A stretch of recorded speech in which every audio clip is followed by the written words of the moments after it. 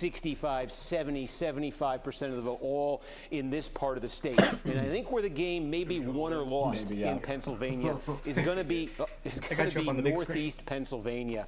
I think we showed you at the start of the night, but I'll go back to it again. Going to be paying a lot of attention to Lackawanna County, and we've got about a quarter of the vote in here. Again, this is the vote by mail, but here's the story in Lackawanna County where the city of Scranton is. This was pre-Trump a big Democratic bastion. Trump, look at that. He almost won this in 2016. What a shift. Democrats actually jumped up to close to a 10-point win here in 2020. Was that because Joe Biden and his Scranton ties? Was that because of something else, changing attitudes towards Trump, perhaps? Yeah. Big question here, and there's a lot of counties like this in Pennsylvania and Michigan and Wisconsin. Big question here is, can Trump get this back to 2016 levels, or really, can he win this county? That's what he wants to be doing. And there's also a lot of these counties in this sort of stretch of the state right here. You've got a lot of counties with substantial Hispanic populations, and that's the other thing. I want to see his. Like, we're seeing his screen, but we're not seeing him. Is where the city of Reading is. Reading is about 2/3 Hispanic, largest concentration of Hispanic voters anywhere in the state. Trump actually, he lost the city of Reading. He made gains there. Was he here? Shit. Go back. Not the ad. Well, searching lower prices and brands you love on the shelves. Behind the counter or in the aisles. Healthier's better when it happens together. CVS Pharmacy. Healthier happens together. And the suburbs right around them. And Trump needs to get back to his 2016 levels in the blue-collar parts of the state. Again, it's pretty much just vote by mail that you're seeing there in Pennsylvania. But as this takes shape, that's what we're going to be looking for. And just take a quick look back here at Georgia. We've been monitoring everything. I will tell you this. One thing I've been looking at, and this is the clearest thing yet in terms of completed counties, you're always looking to see when you have all the vote in a county and you compare it to the last election and you say, is there a trend? So one of the things, there's like 3 or 4 of these categories we're looking at, but one of them we've said is the rural counties in Georgia, the heavily Republican rural counties, and it's very consistent. We now have 15, maybe 20 of them that are basically complete right now. Very small, but in just about all of them, Trump is running, you're seeing there in Pennsylvania, better than but as this takes shape, that's what we're going to be looking for in Georgia. Is Trump going to slip a couple of potentially critical points in his core parts of the state? So we are not seeing that there, but there's a lot more, obviously, we're going to be looking for as Georgia continues to come in. Hold on.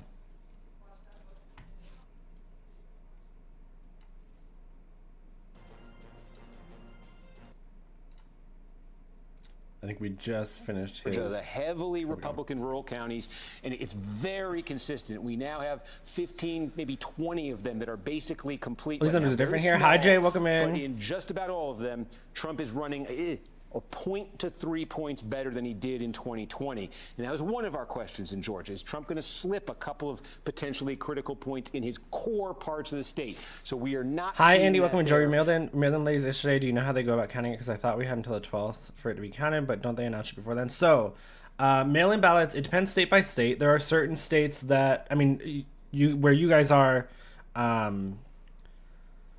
the limit for counting mail-in ballots is the postmark date. So it will still be counted as long as it was postmarked by the end of today, which obviously you sent it out today, so it will have a postmark date of the election. So if they receive it after the election, it will still be counted, still be added. But probably before her vote is counted, they will most likely call it, because they will get to a point where they will see, okay, we've got 90% of the vote in. This is the margin, even if all the rest of the outstanding votes have not been counted yet. I don't know if this is crashing. Even if all of the other outstanding votes have not been counted yet, we know that even if 100% of the outstanding votes were to go to another candidate, it wouldn't change the outcome, right? I have an ad. I'll wait for the ad to finish before I continue talking about that. But for those that are wondering for mail-in ballots like that, they do still get counted in a lot of states. There are certain states where I believe they have cutoffs even not based on postmark. There's something weird about that. Georgia just had some lawsuit about how that works. But at least for y'all, being in California, California's not going to flip, right? It's going to go blue. Now, for your local elections, your state elections, your Senate elections, those kind of things, those will have potentially later decisions. They won't announce who won if it's closer, right? Especially if it's closer on the point of saying, like, for a local judge, right, or a local city council member, that those races sometimes are won by hundreds, if not a couple thousand votes, right? So those will still be important, but they are able to call. That's why, if we look at, let me pull up my map window. If we look at our maps, that's why they're able to call. Let me see if these have updated. They've called Florida. Let me refresh this. I don't know how accurate Axios is. Let's go to this. Here we go. Florida is obviously 92% reported. They've already called for sure that it's going to go Trump. Connecticut, I guess, is 3%. I'm confused with these two, actually, because this is also saying only 3 or 2%. But they have enough of an indication based on number of expected votes, current distribution and lead by whatever candidate, and knowledge of what types of votes are out there, what they're actually waiting for, how much their turnout was, to understand how they can call ahead of time without having 100% counted. That's why, like Illinois, we're only at 12%. Illinois is realistically not going to go red, right? Florida used to be a swing state. It really isn't anymore, so it's going to go red. Now, they will call it for something like president, but if we go over to Senate, we obviously have some of these that are still not nearly as clear. Rick Scott in Florida. The Texas is still up in the air. God, I would love for Ted Cruz to lose. Bernie Sanders won his seat again in Vermont. Love to see it. Bernie Sanders is not running as a Democrat anymore. Got something to add, but got your Pookie Ding session back in less than a minute. Big brain straight, right coming clutch. Okay, it's great. So what I was saying before the ad hit is what they will do, and especially being in California, realistically, California is not going to not go blue. California is not going to flip red. It's just not going to happen. So they will probably call the state for Kamala before y'all's votes get counted. But it will still get counted. It's based off of the day that the postmark is made, not the day that they receive it. So they will still receive it. They will still count it. For something like president, it won't probably be that much of a difference because presidency votes are usually far enough apart that they're able to call it once they at least get up into the 90%, if not earlier. But I was saying for your local elections, if it's for a city council member or for a judge, those things may not get called because they know they have a certain amount of votes or mail-in ballots or whatever ballots that they've received they haven't counted or that they know are in the mail because they can kind of track some of that based on postmarking. And those will count and potentially make decisions, right, if they haven't been clear enough to make a call yet. So that's how a lot of that will go. I was saying there are some states, like Georgia just had a recent lawsuit just end that I didn't look too far into to know exactly what the impact is, but something along the lines that they won't receive any new ballots after Election Day. However, I know there's also rules about, again, the postmark just has to be by Election Day, but that's state by state, so it really depends. But that's why, at least, yes, it will still get counted as long as the postmark is by the Election Day because it means you still voted by that day. But they will potentially be able to call things, and certainly for president, we'll definitely be able to call things ahead of time without waiting. Most of that is also because there usually isn't enough mail-in ballots left for them to have enough votes to consider that it's going to change the outcome compared to the amount of votes that come in on Election Day itself.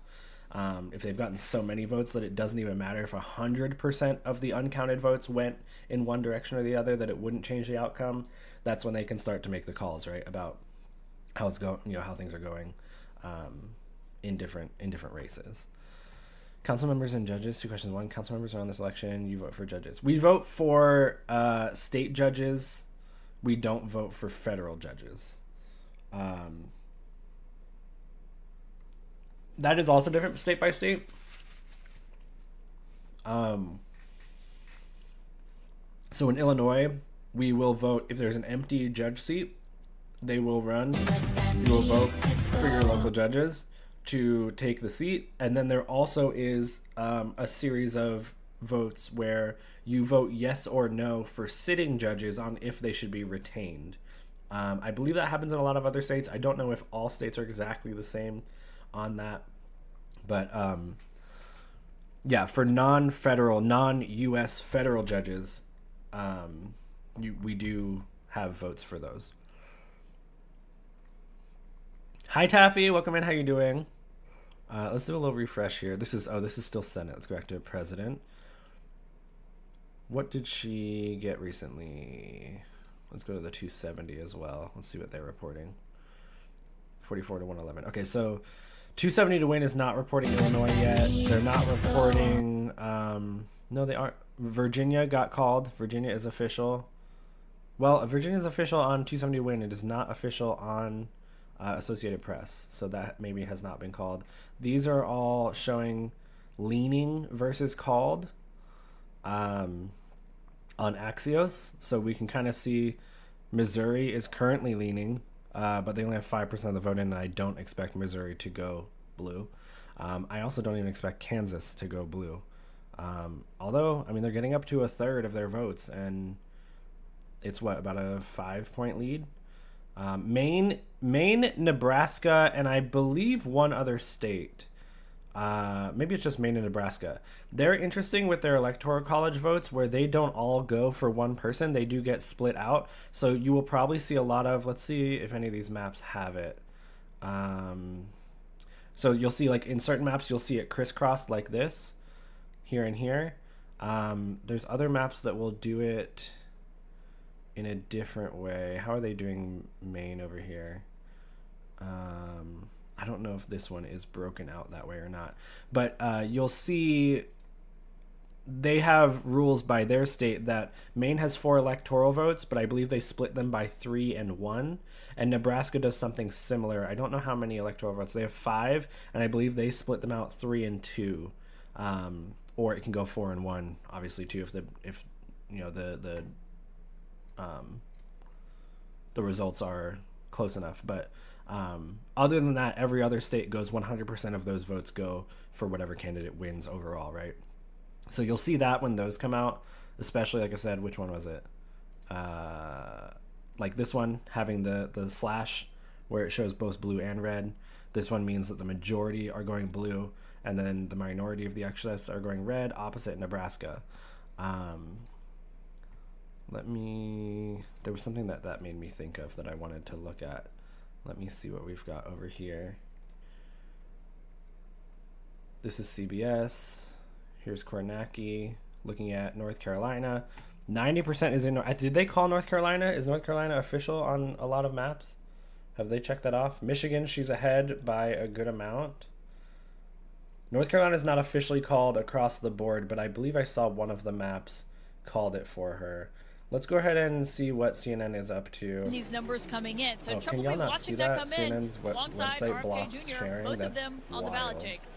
Okay, y'all. All right, Caitlin Collins in West Palm Beach with the Trump campaign. Thanks so much. CBS News. I don't know what they're talking about. I think this is an ad. Are you saying they lied? 60 minutes. Yes, it's a 60 minutes ad. No, thank you. Associated Press. I don't know if they have commentary. Yeah, I don't believe so. They just have. We'll be able to keep an eye on this if we want to see, if one of them is going up to speak. Most of the news stations will feature that.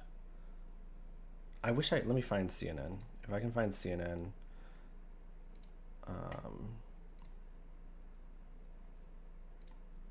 On this website,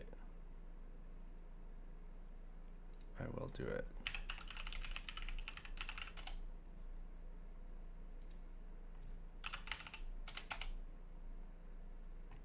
CNN live stream. Is this it? Here we go. What are they talking about?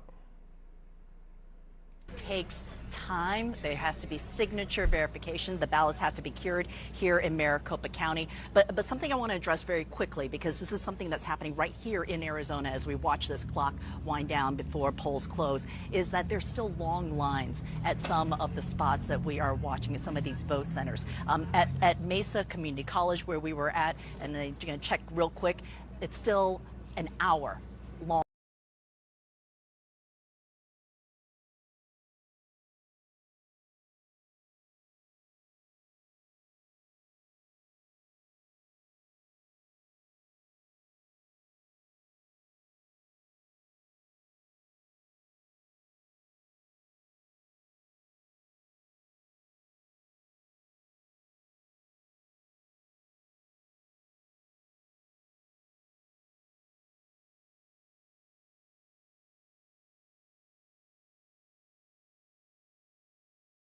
Oh, I am muted. Thank you. Mike, thank you so much for the raid. Welcome in, everybody. I was saying, listen, community crying circle. I'm not crying. I've got things that I'm optimistic about. There are good signs. There are positive things I'm seeing. I'm seeing things that I like. It is still way too early to have any idea exactly where things are going. But I don't know. I'm optimistic. But welcome in. Thank you so much for the raid. Hi, Ellie. Hello, Ignacio. Hi, Taffy. Hi, Mexi. How are we doing? How is stream? That big ass Cheeto would win Florida. I'm moving. Oh, well, yeah. Florida is no longer a swing state. Florida hasn't been a swing state for like 3 elections. You should move anyway. Hot Ones ad was so targeted. You got a Hot Ones ad? Or did I? I wasn't paying attention to my ads, honestly, while I was looking. Thank you for the muted warnings. Kyle screamed at me and I heard him. Talking to herself, imagine, and eating. And eating. And eating. Yep, and we are. Like what? So I was talking about this earlier. One thing is their efforts at the end of the campaign so far. Door-knocking campaigns. I don't know if you were in here when I was talking about that. We were talking about the amount of effort and energy they were putting into the way they were closing out their campaigns. Trump did a lot of rallies and then outsourced his door-knocking and outreach to Elon Musk's Political Action Committee, which obviously he doesn't know what the fuck he's doing. He just has a lot of money. And Turning Point USA, who are also a bunch of incompetent idiots. Versus Harris, who, this was as of this morning, so they did door knocking today as well. I don't know what the counts ended up. But as of this morning, they had done something like 8 million doors. They had gone knocking door to door 8 million doors across at least swing states, if not just nationwide. In comparison to Obama, who had a big campaign that was a big door-knocking campaign that was very obviously beneficial for him winning, and he did like 6 million doors at the end of his campaign for the last day. So the effort and their energy and what they did towards the end of the campaign was definitely big. Obviously, in the opposite sense, right? If you look at the opposite when you're looking at Hillary Clinton, she kind of stopped campaigning across what they call the blue wall. Minnesota, Michigan, Pennsylvania, Wisconsin. She stopped campaigning because, we always win that, right? And she didn't do that kind of push, and she lost a lot of those. Trump won, I forget which specifically, I don't think it was all of them, but won a bunch of those states. So that's that makes a big difference. The other thing, and on the Trump side, there's a lot of reports of people saying they're not seeing them out. They weren't seeing them doing door knocking. They weren't seeing results. They weren't seeing them actually doing these things. They were sending people out, sure, but they weren't making that kind of effort. They didn't have the same kind of organization, which, shocker, they're incompetent.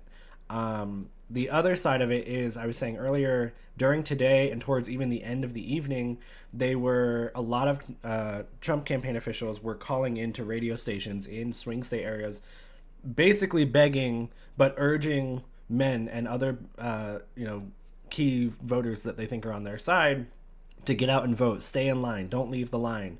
Go vote even if you haven't voted yet. The polls are still open. And that kind of is a little bit of a signal that they're worried they need to push for these last second. They need to get people out there because they don't think they convinced them to get out there already. So there's some signals that they're worried, that they're panicking. We're not really seeing the same thing from the Kamala campaign. So that is a little bit of a sign. There's also a couple of signs, they may be talking about some of this here, but there are a couple of signs in certain areas where even in places where Trump won the last election, whether it was against Biden or even in 2016, he is still winning them, but he's winning them by smaller margins. That doesn't change the outcome in those areas, but it's kind of a signal across the board in a lot of places that turnout across the board for him is low. So in the places where he was guaranteed to win anyway, it doesn't change the outcome, but it kind of means population-wise across the country that there is a little bit of that, like, people stepping back or maybe switching, but at least a lot of people that are maybe just not showing up or not voting for the president, right? Which means in the swing states, it opens up room for things to be even closer. The only issue, realistically, is that this shouldn't be close. I know I've talked about that a couple of times. This should not be close. And part of the reason it's close is because Kamala Harris's campaign was not run well, and they didn't run on smart things that would win them votes, being a Democratic, liberal, progressive candidate. They ran on a Republican border bill, which is wild to start, have that be your main focus on your campaign versus other policies that are objectively more popular and also are going to win you some more things. It looks like they're calling Texas, shocker, Kamala Harris is most likely not going to win 40 Texas. electoral votes. CNN also projects that North Dakota will go to Donald Trump. Shocker. As expected, North Dakota with its 3 electoral votes. I really thought she had North 2 more Dakota for in the Trump bag, now. y'all. CNN projects I thought she had North that Dakota in the bag. South Dakota will go to Donald Trump. And South Dakota South, is expected with its they 3 got electoral both votes the to Donald Dakotas. Trump. It's And over. CNN projects that Wyoming will go to Donald Trump. Another Wyoming big with shocker. Its 3 electoral votes. CNN is not making any Big projections shocker. in the following states that just closed their polls. So, Arizona, CNN that's is a being big very battleground. conservative with their Colorado, calls here. Iowa. CNN is being very Kansas, conservative with their Louisiana, calls here. Battleground Michigan, Minnesota, which is not a bad thing. That's Nebraska, typical. New What Mexico, the fuck, Mexi? New York, This is North Dakota. and Oh, battleground 100%. Wisconsin. Let's So look at what the you're gonna electoral see map. for sure, and let's look at maybe one of these prediction maps, right? How about this? Which one was it? Is it this one? This is a prediction map. Maybe we've got one that's more fun. This one. This is better. The map is going to always have more red on it as far as color in the boxes looks. All these states he's winning, these are all states he was going to win, and these are all states that don't matter. That's what I'm saying. This doesn't matter. And that was one thing I was also going to say about things like watching this and not keeping that in mind makes it really stressful, and it doesn't need to be stressful. Him winning, even if he won these, it's not really panic mode, right? Because this is most likely blue. This is most likely blue. This is most likely blue. Nevada is potentially in play.